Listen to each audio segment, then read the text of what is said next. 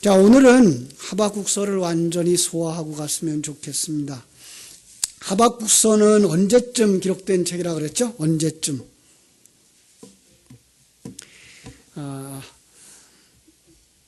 남쪽 유다도 거의 망해가는 시기, 이렇게 생각하면 안 돼요. 그죠?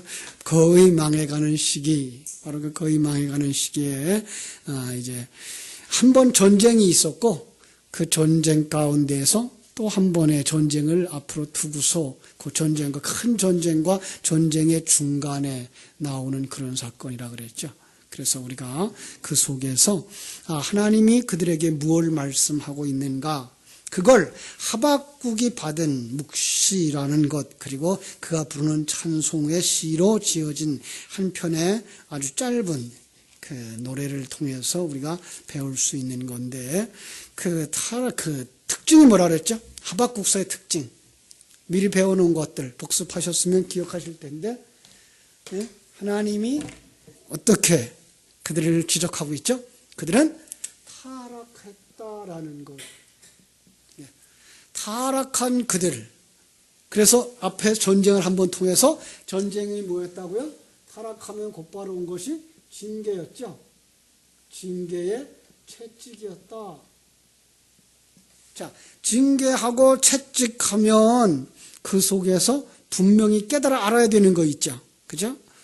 그런데 그걸 곧바로 회개로 가면 참 그 똑똑한 사람인데, 거기서 깨어있지 못한 사람들은 그 징계 속에서 회개하지 아니하고 뭘로 가죠?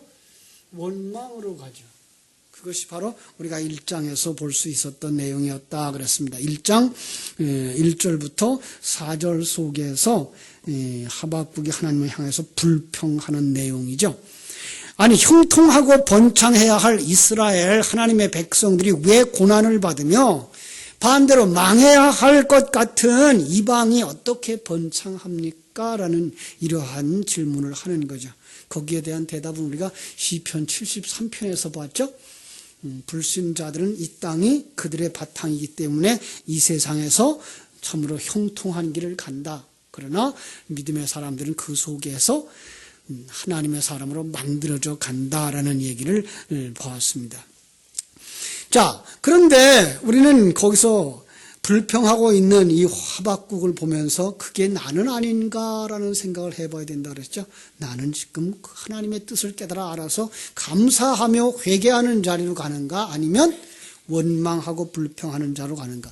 원망하고 불평하는 사람은 어떤 사람이에요? 옛사람이죠. 그죠?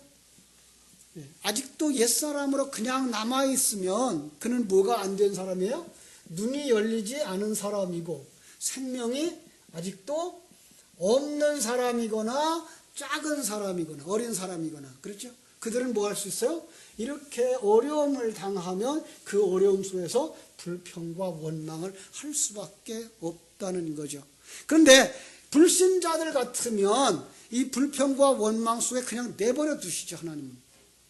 그런데 하나님의 사람들에게는 그들 속에 뭘 주셔요? 반드시 성령의 역사를 주셔서 성령으로 말미암아 그들의 눈이 뜨여지게 하고 그들의 생명이 있어지게 하고, 그래서 그 안에서 이제 완성으로 향하여 가도록 되어져 있는 그림을 우리는 볼 수가 있는 거죠. 그죠? 그러나 지금 하박국이 처음에는 그가 불평하는 모습으로 이렇게 나오고, 불평하는 그들을 향하여서 하나님이 일러주시죠. 그것이 바로 1장 5절부터 11절. 무슨 뜻이었어요? 이런 말씀이죠. 여호와께서 이르시되 너희는 여러 나라를 보고 또 보고 놀라고 또 놀랄지어다. 너희의 생전에 내가 한 가지 일을 행할 것이라 누가 너희에게 말할지라도 너희가 믿지 아니하리라. 여기서 이런 얘기를 했어요. 우리는 말을 들어가지고는 깨달아지는 게 아니다. 그죠? 이사야 선지자의 사역이 그러했고 예수님의 사역이 그러했고, 우리가 말을 해서 설득되어지는 게 아니다. 바울 사도의 사역도 그러했죠. 그래서 그는 아주 멋있게 아덴에 가서 철학적인 설교를 쫙 했더니 그들이 알아듣더라? 못 알아듣더라. 그래요. 그래서 그는 참 복음을 전하는 걸 미련한 일이라고까지 얘기를 할 만큼 참 말도 안 되는, 세상의 이치로 말하면 말도 안 되는 그것을 그냥 전하게 되어 있는 것이 설교자들이거든요. 그러니까 설교자들의 그 설교를 듣고 불신자들이 손뼉을 치면 그건 설교를 잘 못한 거예요. 그러니까 설교를 하고서 불평을 해야 돼. 저거 무슨 얘기야. 못 알아들어야 그 설교 바르게 한 거예요. 참 변명 같으죠, 그죠? 김 목사 설교 잘 못하니까 변명하는구나. 그죠? 참 이게 어려워요. 이게 정말 어려운 거예요. 말로 해서 못 알아듣는다. 내가 일할 때, 그런데 왜 설교를 한다? 그 설교 속엔 뭐가 들어있어요? 씨앗이 들어있어요. 예. 그래서 그 씨앗이 그들 속에 이해되지 않는데 턱 떨어져요. 그러면 또다시 바람이 불고 비가 지나고 나면 그 딱딱하게 굳어진 데서 뭐가 올라와요? 새싹이 올라오듯이 그들의 심령 속에서 이게 눈이 열려지는 거예요. 아, 이것이구나. 이리로 가는 거예요. 그걸 위해서 하나님은 우리에게 미련하지만 그 복음의 씨를 던지라는 거예요. 네? 그 복음의 씨를 던지는 거죠. 참, 그 복음의 씨를 던지는데 성경은 어떻게 해요? 마태복음 13장에 가면 씨 뿌리는 비유가 나오죠. 그죠? 씨 뿌리는 비유에 보면 씨가 어디에 떨어져요? 길가에 떨어져요. 여러분, 길가에 떨어졌다는 얘기는 무슨 얘기일까요? 길가에 떨어지면 누가 집어먹어요? 새들이 집어먹어요. 어디 떨어져야 돼요? 이게가 모순이죠. 그죠? 세상 사람들은 밭에 떨어지든지 풀에 떨어지든지 해야 싹이 나는데 우리는 어디에 떨어져야 된다고요? 길에 떨어져야 된다고요. 길이 어디이기 때문에? 예수 그리스도. 내가 곧 길이요 진리요 생명이라고 하신 그 길. 다시 말하면 그 말씀이 그리스도로 열려져야만 열려지지 그리스도 비슷한 걸로 열면 열려지는 것 같으나 열린 것이 아니라는 사실이에요. 그런데 우리는 상당히 지금 비슷한 데로 가고 있지 그 정로를 못 간 것들을 보게 되는 거죠. 이런 부분들이 우리가 제대로 볼 수 있어야 돼요. 자, 돌짝밭에 뿌렸다는 건 무슨 뜻이에요? 돌짝밭에 떨어지면 씨가 싹이 날 수 있을까요? 싹이 났다 그랬어요. 그런데 뭐예요? 뿌리를 내리지 못한다 그랬어요. 예. 그 돌짝밭이 뭘까요? 돌짝밭. 이건 참 돌인데요. 이 돌에 대한 의미는 아주 많은 해석을 필요로 하는데 누가 그들로 하여금 열매 맺지 못하는 거예요? 돌이 열매 맺지 못하게 하는 거예요. 그 누굴까요? 예, 예수 그리스도예요. 다시 말하면 그 생명과를 먹으러 가는데 생명과 주변에 누가 더 가로막고 있죠? 그룹들이 그저 화염검을 가지고 막고 있는 거예요. 그러니까 하나님의 택한 백성이 아니면 그는 그 말을 들어서 맛보았는데 불구하고 거기서 열매로 가지 못하는 거죠. 그건 결국은 하나님에 의해서 막히는 거예요. 왜? 예수 그리스도의 진리는 뭔데? 죽으라잖아요. 예수 그리스도의 진리는 우리 보고 죽으라 그러는 거예요. 지금 우리 많은 사람들은, 세상 사람들은 내가 살고 싶고 훌륭한 자 되고 싶은데, 큰 자가 되고 싶은데, 예수님은 뭘 가져와요? 죽으라고, 십자가 지라고, 저주라고. 그러니까 거기서 그것 때문에 뭐 하는 거예요? 씨가 싹이 나지 못하고 자라나지 못하는 거예요. 예. 그렇게 풀어지면 이해가 되죠. 그죠? 예수 그리스도가 가로막는다 그러면 이거 이상하다라고 생각을 하는데, 그런데 그 그리스도가 뭐예요? 우리에게 요구하는 것. 나를 따라오려거든 자기를 부인하고 자기 십자가를 지고 나를 쫓을 것이 아니라 그것 때문에 열매가 못 맺는 거예요. 자, 그러면 또 하나는 어디 밭에 떨어졌어요? 가시떨기 밭에. 가시떨기밭. 가시떨기는 어디에 있는 거가 가시떨기예요? 창세기 3장에 가면 타락한 땅에 발생되는 거예요. 타락한 땅, 거기 누가 살아요? 타락한 자들이 만들어내 놓은 것들이 가시떨기와 엉겅퀴인 거예요. 그것이 뭐였다고요? 그 마태복음 13장에서 해석에서는 세상의 염려, 세상의 것들로 말미암은 염려. 그게가 가시형 성쿨인 거예요. 그러니까 세상의 문명과 문화 이런 것들로 말미암아서 그들이 복음의 길을 가지 않는 거예요. 그러니까 세상 것들의 유혹에 빠지고 세상 것들을 얻고 싶은 쪽으로 가고 싶어서 뭘 안 하는 거예요? 십자가 지고 자기를 부인하는 자리로 가지 않는 거죠. 그런데 어떤 땅에 떨어진 것만 열매가 맺어요? 좋은 땅이에요. 참 미련한 땅이에요. 거기는 아무것도 없는 땅이에요. 어떤 면에서. 근데 거기에 떨어지니까 거기서 싹이 나서 열매를 맺는 거예요. 그걸 하나님은 기다리시는 거예요. 그러니까 우리에게 복음을 전하라고 하는 건 그가 길가일지 돌짝밭일지 가시떨기일지 옥토일지 몰라요. 우리는. 그래서 우리는 누구에게든지 복음을 다 전해야 되는 거죠. 그런데 그 복음이 떨어지면 그 속에서 복음의 역사를 한다고요. 예. 그때까지 우리는 복음을 전하는 거죠. 그죠? 그리고 그 복음은 지식에 머무르면 그것은 생명이 아니에요. 그래서 왜 설교를 반복해야 되고 예전에 듣던 말씀 또 들려주시오 찬송해야 된다고요?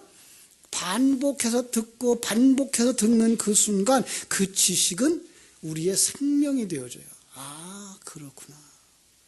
하나님에 대한 그 그냥 추상적인 그림이 이제는 실제화되어져서 다가오고 천국에 대한 약속들이 실제화되어서 다가오고 그리고 하나님이 나를 만들어 가시고 인도해 가시는 그 사실들이 매일매일의 어떤 사건과 상황 속에서 느껴지기 시작하는 거죠.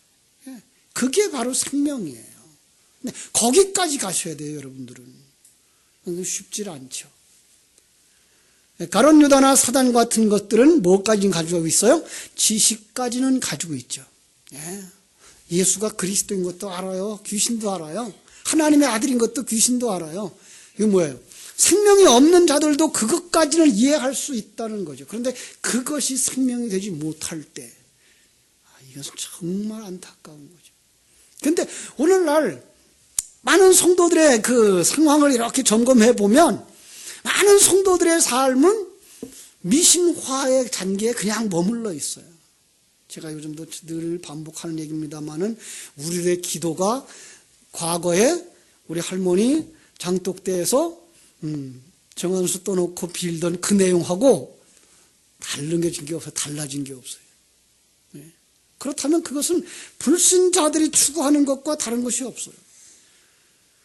너희는 그리스도 안에 있으면 새로운 피조물이라 그러는데 조금도 그 상황과 지금이 달라진 게 없어요.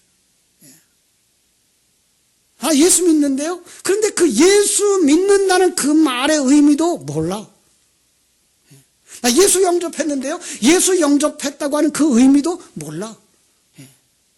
그냥 말로만 예수 믿어요. 예수 믿어요. 교회 가서 앉아 있었어요. 예배 드렸어요. 설교 들었어요. 헌금했어요. 봉사했어요. 이런 외형적인 것들로만 차 있는 거예요.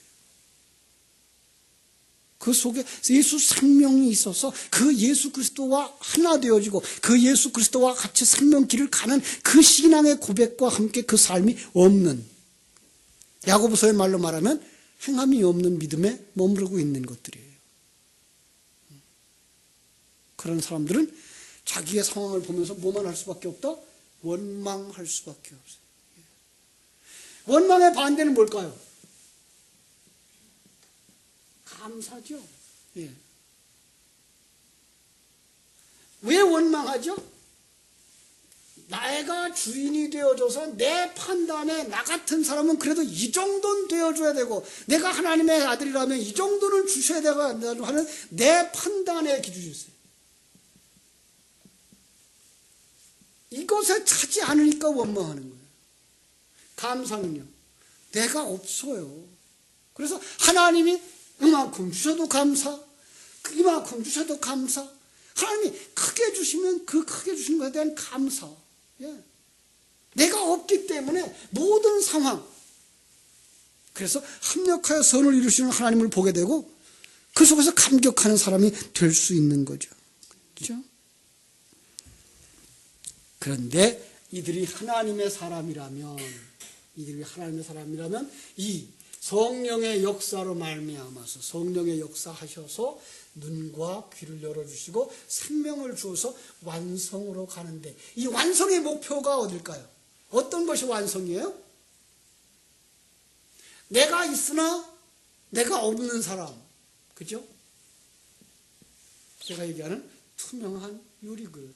난 있는데 내가 없는. 그리고 내 안에 누가 충만해요? 하나님으로 충만한 사람. 예, 이거예요.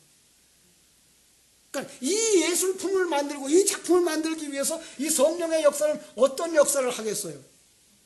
그 속에서 잘라버리고 끊어버리고 그리고 부숴버리는 이것이 뭐예요? 이것이 전쟁으로 그려지는 거예요. 그런데 이 전쟁에 하나님이 손대는 게 아니고 뭘 써요? 도구를 써요. 도구. 그 도구로 지금 무엇이 쓰여지고 있는가 하면 이방이라고 하는, 이방이라고 하는, 이방 나라라고 하는 것들이 쓰여지고 있는 것을 우리는 볼 수가 있습니다. 그렇죠? 그래서 지금 하나님의 음성은 여기서 이제 하박국에게 그렇게 말씀하시는 거죠. 너는 지금 이제 더 큰 고난을 당하게 될 거다라는 얘기. 여러분, 성도들에게 더 큰 고난 당한다 그러면 기분 좋아할 사람 있을까요? 아무도 없죠. 지금도 힘들어서 그래도 예수님께 주여 주여 부르면 조금이라도 좀 편해지고 싶고 조금이라도 좀 자유로워지고 싶고 그랬으면 좋겠는데 안 되는 거예요. 그래서 사실은 힘들어요. 성도들의 생활이. 자, 하박국이 또다시 호소합니다. 1장 12절부터 17절 말씀. 그죠? 선지자가 말합니다. 여호와 나의 하나님, 나의 거룩하신 이여, 주께서는 만세 전부터 계시지 아니하시나이까? 우리가 사망에 이르지 아니하리이다. 여호와께서 주께서 심판하기 위하여 그들을 두셨나이다. 반석이시여, 주께서 경계하기 위하여 그들을 세우셨나이다. 주께서 눈이 정결하심으로 악을 참아보지 못하시며 패역을 참아보지 못하시거늘 어찌하여 거짓된 자들을 방관하시며 악인이 자기보다 의로운 사람을 삼키는데도 잠잠합니까? 아니, 하나님, 당신이 전능자라며, 내 아버지라며, 날 사랑한다며, 근데 내가 지금 이방인들에게 삼킴을 당하고 있는데, 고난을 당하고 있는데, 그들에게 패배를 당하고 있는데 왜 가만히 계시는 거예요? 이런 뜻이죠. 계속해서 그렇게 불평할 때 하나님이 뭐라고 대답을 해요? 2장에서 대답을 하죠. 2장, 그죠? 2절부터 4절. 우리 같이 읽을까요? 시작. 여호와께서 내게 대답하여 이르시되 너는 이 묵시를 기록하여 판에 명백히 새기되 달려가면서도 읽을 수 있게 하라. 이 묵시는 정한 때가 있나니 그 종말이 속히 이르겠고 결코 거짓되지 아니하리라. 비록 더딜지라도 기다리라. 지체되지 않고 반드시 응하리라. 보라, 그의 마음은 교만하며 그 속에서 정직하지 못하나 의인은 그의 믿음으로 말미암아 살리라. 여러분, 묵시를 기록해서 새기는데 어디다 새겨야 돼요? 마음판에 새겨야 돼요. 그래야만 뭐 하면서도 읽을 수 있어요? 달려가면서도 읽을 수 있어요. 글을 써서 가지고 있으면 달려가면서 읽을 수 있다 없다? 없어요. 어디에 새겨야 돼요? 마음판에 새겨야 돼요. 그러니까 우리의 진리는 항상 우리의 마음에 새겨져서 우리가 생각할 수 있을 때 얼마든지 생각해낼 수 있는 하나님의 크고 놀라우심을 아는 자들이 되어야 돼요. 그들은 어떤 사람이에요? 믿음으로 말미암아 사는 자들이에요. 예, 그들은 믿음으로 말미암아 사는 자들이에요. 그렇습니다. 여러분, 이 소리가 우리에게 들려줘야 돼요. 하나님의 음성이 들려지고 이해가 되어져야 돼요. 그죠? 그래야만 우리 속에서 뭐가 자라나요? 생명이 자라나요. 생명이 자라나요. 생명이 자라나면 눈이 떠지면 뭐가 바뀔까요? 예, 여기서 가치관이 바뀌어져요. 예, 여기서 세계관이 바뀌어지고요. 여기서 인생관이 바뀌어져요. 예, 이걸 갖다가 새로운 피조물이라고 그러는 거예요. 아직도 자기의 인생관이, 세계관이 바뀌지 아니했다면 우리는 내가 거듭나지 못한 건 아닐까라는 생각을 해야 되는 거죠. 예. 그러니까 이 세계관이 바뀌어지면 이 세계가 우연히 존재한 것이 아닌 하나님에 의해서 만들어졌다는 게 보여지고, 하나님에 의해서 만들어졌으면 하나님에 의해서 어느 날 끝난다는 것이 보여지는 것이고, 인생관이 바뀌어진다고 하는 건 우연히 태어난 것이 아닌 하나님의 계획에 의해서 내가 태어났다고 하는, 하나님에 의해서 보내심을 받았고, 하나님에 의해서 지금 내가 만들어져 가고 있고, 하나님에 의해서 완성되어지면 데려갈 것이라고 하는 이 확실한 인생관이 세워진단 말이에요. 그러니까 여러분과 내가 그냥 우연히 존재하고 이런 일 저런 일들이 우연히 발생하는 것이 아닌 하나님의 아주 세밀한 그 계획 속에서 진행되고 있다는 사실을 깨달아 안다면, 그리고 나를 만들기 위해서 환경을 쓰시고 세상을 쓰시고 그걸 도구로 삼아서 나를 만들어가고 있다고 하는 사실을 안다면, 내 주변에 나를 힘들게 하는 사람들이나 어렵게 만들었던 그 상황들이나 심지어는 질병이 들어서 참으로 고통을 당하는 그것까지도 뭐다? 감사의 조건들이 되는 거란 말이에요. 예. 그리고 이 세상 것에 대하여서 가치를 두지 아니하게 되는 거죠. 요즘 새벽 예배 때마다 계속 다루는 얘기, 그 바벨론과 상인들과 그들이 가졌던 것들, 장사하는 물건들, 그것들이 다 시간과 공간 속에서 자기를 치장하는 사치품들이었어요. 그걸 아주 성경에 그 한마디로 묶어버리라면 그것이 뭐예요? 무화과 나무 잎사귀로 해 입은 치마인 거죠. 예. 아무리 화려하고 아무리 높은 지위고 아무리 부유한 환경이라 그래도 몇 년밖에 소유 못한다. 100년밖에 소유를 못해요. 네. 그럼 우리는 그걸 그때 가서는 버리고서 어디로 들어가야 돼요? 영의 세계로 들어가야 되는 거예요. 그러니까 영의 세계에 대한 가치를 아는 사람들은 그 나라를 생각하고 그 의를 생각하며 살아가게 되는데, 여기에 이르지 못한 사람들은 이 세상 것들, 이 물질들에 대해서 목숨을 거는 거죠. 그러나 영의 세계를 아는 사람들은 이 세상 것을 잊어버려도 그렇게 슬퍼하거나 낭망해하지 아니할 수 있는 거죠. 왜? 갈 때 뭐 가져가나? 어차피 못 가져가는 것. 내가 하루 밥 세 끼 먹을 거 있으면 됐지. 나 거기 갈 집 있으면 됐지. 그죠? 네. 그런데 거기까지 이루지 못한 사람들은 불안한 거예요. 자, 그런데 이 도구로 쓰여지고 있고 우리를 만드는 그 상황들이 지금 얼마나 무섭게 다가오고 있는지 우리 한번 이 하박국서 2장 4절부터 보겠습니다. 자, 그들은 어떻다고요? 첫째로 교만하여 그 속에 정직하지 못하대요. 예. 그러니까 하나님 주신 그대로 아닌 거예요. 그대로를 보질 못하는 거예요. 그래서 자기가 교만하든지 열등감에까지 빠지든지. 그러니까 교만도 죄고 열등감도 죄인 거예요. 있는 그대로에 대해서 우리는 감사할 줄 알아야 되는 거죠. 5절, 그들은 어떤 사람들이에요? 술을 즐기며 괴율하며, 예, 술은 뭐라 그랬죠? 세상, 그죠? 세상을 사랑하고 세상에 취한 사람들, 그걸 술 취한 사람들, 그걸 즐거워하는 거죠. 괴율하며 남을 속이고 거짓 증거하고 욕심을 부리는 거죠. 자기가 왕이고 자기가 주인 되는 자들의 특징들인 거예요. 현실에 하나님이 허락하신 그만한 것에 대한 족할 줄 모르는 것, 하나님이 만들어주심에 대해서 감사할 줄 모르는 것. 그리고 그들은 뭐 한다고요? 뭉친대요. 그래서 여러 나라를 모두 여러 백성을 모으나니 모여지는 것 어디서 봤어요? 네, 바벨탑 사건이죠. 그죠? 그리고 그들은 이제 다 속담으로 그를 평론한대요. 다 속담으로.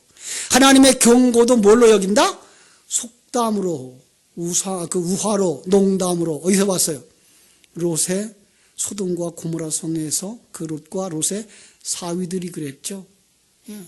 그러니까 그들은 귀가 안 열리니까 진리의 말씀 던져주면, 심판에 대한 얘기를 하면, 구원에 관한 얘기를 하면 그냥 우화를 던 것처럼, 예, 그냥 얘기 속에서 사람들 위로하고 사람들 겁주려고 하는 그 정도의 이야기로밖에 안 듣는 사람들이에요. 그래요? 자, 7절 계속해서 경고를 하죠. 그런데 그들은 거기서 뭐 하지 않아요? 회개하지를 않아요. 예. 참으로 안타까운 일이에요. 자, 요한계시록에서 보면 그들이 회개하지 않는 사람들 어디서 봤어요? 징계가 임하고 재앙이 임할 때에 9장 21절에도 보면 그 살인과 복술과 음행과 도둑질을 뭐예요? 회개하지 아니하더라 그래요. 자, 여섯 번째 천사가 나팔을 불어 재앙이 임하여도 그들은 회개하지 아니하더라. 왜? 그 회개 자체가 뭔지를 몰라요. 왜 이런 재앙이 오고 있는지도 모르고 이게 무슨 사인인지도 모르고 성도들은 그걸 보면서 하나님의 채찍의 사인인 것을 깨달고 돌아오는 거죠. 예. 이게 다른 거예요. 늘 제가 하는 얘기입니다만은 내 자녀는 방을 다 어지럽혔어. 여러 애가 들어와서. 화가 나서 다 때려줬어. 다 나가죠. 도망가죠. 그런데 저녁 때 되면 누구만 내 집으로 온다? 내 아들만 돌아온다. 그죠? 바로 그런 거예요. 우리가 잘못했을 때 세상 사람들도 똑같이 병들어요. 똑같이 실패도 해요. 그런데 그 속에서 하나님께로 돌아오는 녀석들. 그죠? 바로 하나님의 백성인 거죠. 그렇습니다. 자, 8절 강포를 행하며 9절 높은 곳에 깃들려 하며 역시 높은 곳에 깃들이는 것 뭐 생각하면 돼요? 바벨탑 쌓기죠. 그죠? 자기 높은 자리에 올라가려고 하는 거죠. 불의의 이의를 취하려고 하는 자, 불의한 것을 자기의 이익으로 재물로 삼는 자. 예, 10절, 12절 자기가 심은 대로 거두고 모든 것이 자기 집을 짓고 세우고 궁전과 바벨탑을 쌓지만 그것이 곧 화의 근원이 되게 되고 마는 것. 왜요? 그걸 누가 일하는 것이기 때문에 하나님이 일하는 것이기 때문에 그들에게는 생명이 없어요. 자, 그래서 14절로 16절을 보면 이런 일이 일어나는데도 불구하고 그들은 깨닫지 못하는 거예요. 14절 같이 읽어요. 시작. 이는 물이 바다를 덮음같이 여호와의 영광을 인정하는 것이 세상에 가득함이니이다. 이웃에게 술을 마시게 하되 자기의 분노를 더하여 그에게 취하게 하고 그 하체를 드러내려는 자에게 화했을진저 네게 영광이 아니요 수치가 가득한즉 너도 마시고 너의 할례 받지 아니한 것을 드러내라. 여호와의 오른손에 잔이 네게로 돌아올 것이라. 더러운 욕이 네 영광을 가리리라. 10절에 14절에 뭐라 그래요? 하나님의 영광이 그죠? 물이 바다를 덮음같이 세상에 가득하다. 그러니까 세상 속에서 진리의 말씀은 언제나 이렇게 내려오고 있다고요. 그런데 거기서 그걸 깨달아 알지 못하고 오히려 거기를 빠져서 세상에 술 취하고 그죠? 그리고 자기의 그 수치를 드러내는 자들. 그게 이 세상 사람들의 삶 속에서는 뭐라고요?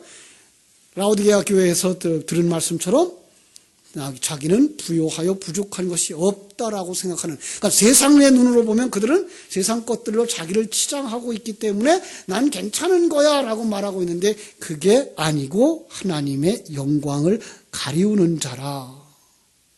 이렇게 말하고 있는 거예요. 예. 그게 누구예요? 세상 사람들. 하나님이 도구로 쓰고 있는 그런 거예요. 18절. 새긴 우상이 무엇이 유익하겠느냐? 부어 만든 우상이 무엇이 유익하겠느냐? 이렇게 말하죠. 예. 여러분, 우상 그러면 또 뭐 생각해야 돼요? 만들어 놓은 장승 그런 거 말고 더 중요한 것. 나를 위하여 모든 것을 사용하려고 만들어 놓던 그것들이 다 우상이란 말이에요. 예. 그러니까 우상의 배후에 누가 있어요? 내가 있는 거예요. 그래서 탐심도 우상숭배니라라고 말씀을 하는 거예요. 하나님은 내 속에 뭐가 있어요? 옛사람이 있는 거 그거 얘기하는 거예요. 사실은 이게가 이스라엘이라고 하는 배경과 이웃나라 바벨론에 대해서 지금 말하고 있지만은 실상은 그걸 그릇으로 삼아 또 우리에게 주실 땐 누구 얘기를 하고 있는 거예요? 내 얘기를 하고 있는 거예요. 내 얘기를. 내 얘기 속에 지금 이것이 옛사람으로 존재하고 있는 거예요. 이 옛사람 속에서 이걸 벗겨버리고 새 사람으로 완성시키려고 하는 하나님의 작업들이 있는데 그게 얼마나 큰 힘과 얼마나 매력을 가지고 우리를 유혹하고 있는지, 그리고 얼마나 안 부서지는지 그걸 갖다 여리고성에다 비교하고 바벨탑에다 비교하는 거예요. 그렇죠? 하나님이 자기를 계시하시면 20절 뭐라고 말해요? 오직 여호와는 그 성전에 계시니 온 땅은 그 앞에서 잠잠할지니라. 무슨 뜻일까요? 지난주에 말씀했던 거예요. 뭐예요? 정말 하나님이 하나님 되심을 발견하는 자들은 그 앞에서 입을 다물 수밖에 없는 거죠. 욥기서를 들어서 얘기를 했죠. 그죠? 욥이 자기가 옳다고 끝까지 주장하죠. 자기의 의로움을 끝까지 주장해요. 유대인들이에요. 그들이. 율법주의자들이에요. 난 지켰어요. 난 거룩했어요. 내가 죄 짓지 않았어요. 그때 하나님이 그 앞에 와서 야, 내가 천지를 만들 때에 네가 어디 있었느냐? 바람을 만들 때에 네가 어디 있었느냐? 이 세상에 크고 놀라운 것들을 가지고서 그에게 탁 나오려 그 앞에서 그가 입을 다물어요. 그렇죠? 하박국이 거기서 터져 나온 기도가 3장이에요. 그래서 3장 오늘 간단하게 읽고 마치려고 그래요. 3장에 보면 2절 여호와여 내가 주께 대한 소문을 듣고 놀랐나이다. 이 소문이라는 말이요 그냥 풍문이 아니에요. 소문이라는 말이 쉐마야 돼요. 쉐마. 쉐마 그러면 어디에서 나온 거죠? 모세오경이에요. 사실은. 그 모세오경 속에서 뭘 증거하고 있는 거죠? 하나님의 하나님 되심. 하나님이 천지와 만물을 창조하셨고 운행하시고 섭리하시고 경륜하시고 계신 그 사실을 깨달아 알게 하는 게 뭐예요? 이게 쉐마예요. 근데 여기는 지금 소문이라는 말이라고 써놔가지고 우리는 그냥 하나님 계시대라는 그 슬쩍 지나가는 얘기처럼 이렇게 되는데 그게 아니고 하나님에 대한 확실한 약속의 말씀, 그 진리의 말씀을 내가 듣고서 하나님의 계획을 하나님의 일하심을 내가 듣고서 놀랐나이다. 놀랄 수밖에 없죠. 근데 그 놀람, 성도들은 그냥 놀라 자빠지는 게 아니고 거기서 뭐 어디로 가요? 하나님을 경외하는 곳으로 가는 거죠. 그죠? 그래서 감히 입을 열 수 있는 거예요. 그 하나님 앞에 감히 입을 열 수 있어요. 뭐라고 입을 열어요? 여호와는 주의 일을 수년 내에 부응케 하옵소서. 또 두 번째로 진노 중에라도 긍휼을 잊지 마옵소서. 자, 이 부흥이란 이야기 그 전에 얘기했어요. 어떤 거죠? 새롭게 세워 주옵소서. 그러니까 새롭게 세우기 위해서 뭐 해야 돼요? 옛 건물은 부숴야 되고 거기에 새 성전을 지어야 되는 거예요. 그러니까 여러분 그 부수는 게 뭘 부수는 거예요? 내 옛사람 부수는 것이고, 그죠? 새로운 성전은 뭐예요? 내 새사람 세우는 거예요. 근데 그 부수는 것이 내가 아끼고 좋아하고 추구하는 그것이기 때문에 그게 너무 두려운 거예요, 사실은. 그걸 잃어버리는 것이.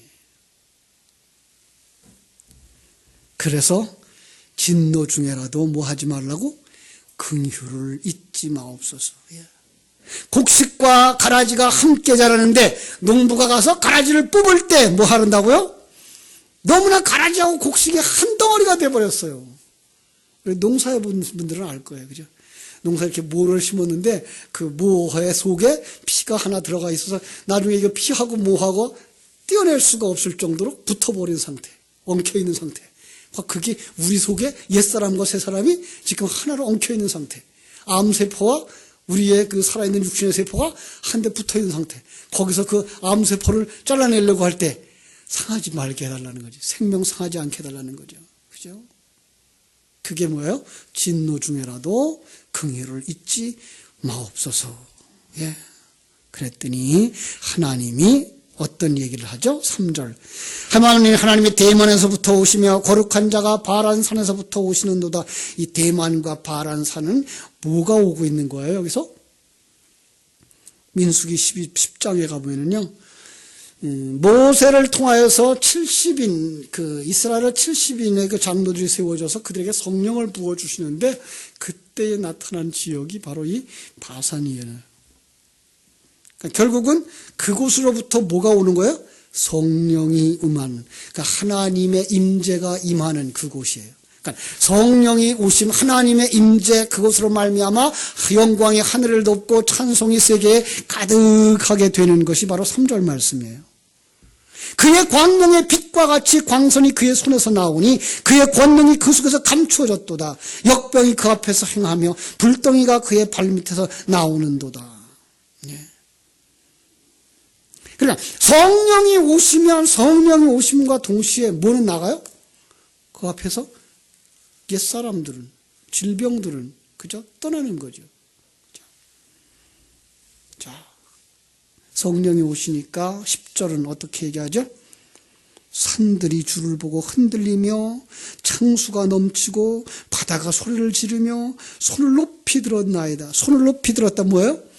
항복이죠, 항복. 그죠? 주님의 화살의 빛과 번쩍이는 주의 창의 광채 모두 다 빛으로 되어져 있는 거죠. 빛이 오자 그 앞에 해도 달도 그 초소도 멈춰버리고, 그죠? 12절로 13절 그것이 주의 백성을 구하려고 오시는, 기름 부음 받은 자를 구원하시려고 악인의 집에 머리를 치시고 기초를 바닥까지 드러내시는 것. 요한계시록에서 우리 읽어봤죠. 요한계시록 18장 21절에서 이에 한 힘센 천사가 큰 맷돌 같은 돌을 들어 바다에 던져 이르되 큰 성 베발론이 이같이 비참하게 던져져 결코 다시 보이지 아니하리로다. 암세포를 다 떼어내서 쓰레기통에다가 확 쳐박는 모습. 그죠? 여러분 속에 옛사람을 긁어내서 벗겨버리는 모습. 이걸로 볼 수 있어야 돼요. 참. 14절 같이 읽어요. 시작. 그들이 회오리 바람처럼 이르러 나를 흩으려 하며 가만히 가난한 자 삼키기를 즐거워하나 오직 주께서 그들의 이 전사의 머리를 그들의 이 창으로 찌르셨도다. 예. 주께서 말을 가시고 바다 곧 큰 물의 파도를 밟으셨나이다. 자, 두 가지 그림이 여기서 그려지고 있어요. 하나는 말탄 자.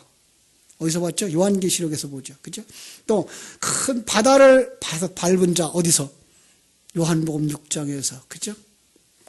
바로 그런 그림들이 다 뭉쳐져서 바로 우리 주님이 그렇게 우리를 구원하러 오시는구나. 세상의 모든 것을 평정시키고 모든 것을 심판하러 오시는구나.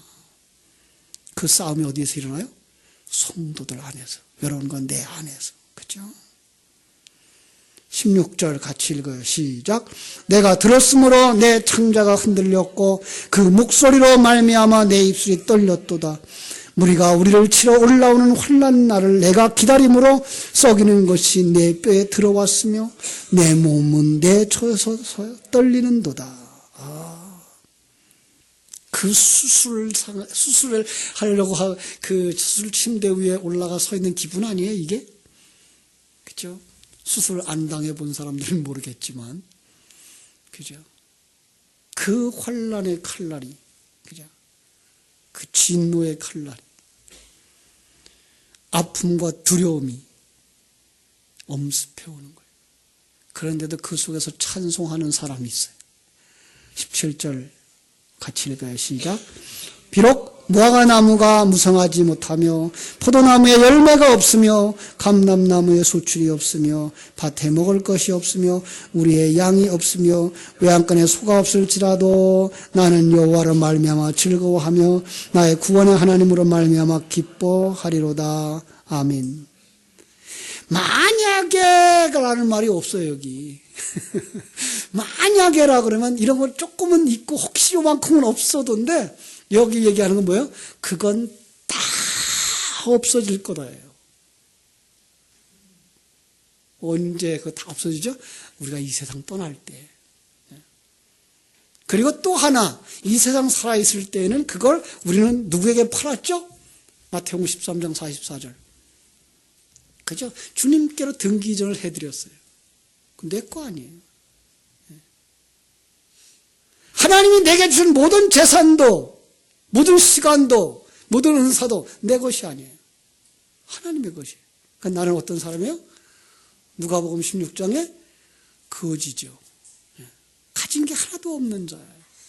하나님의 그 부스러기, 생명의 양식 되어진 그 살과 그 피가 아니면 난 생존할 수 없는 자인 것을 깨달아 알고 그것만 바라보고 사는 자, 이 거지인 거예요. 근데 그는 감사한 거예요. 왜? 내게 그 생명을 주시는 그 주인이 전능자라는 하는 사실 때문에, 내 모든 걸 다 그분의 것으로 인정을 하고도 나는 이 세상에서 자유할 수 있고 하나님이 원하시는 그 풍성한 삶을 누릴 수가 있고 기뻐할 수 있는 자가 되는 거예요. 그 속에서 우리가 찬송할 수 있어야 되죠. 이게 여러분들이 되새김질을 하셔야 돼요. 수없이 많이 되새김질을 해서 이게 푹 가슴에서 젖어서 여러분 속에서 살아나올 때 여러분은 정말 자유하고 기뻐하고 찬송하는 자가 되어질 줄로 믿습니다. 거기까지 이르게 되기를 주님의 이름으로 축원합니다. 기도하겠습니다. 하나님 아버지 감사합니다. 주님의 사랑하심을 입은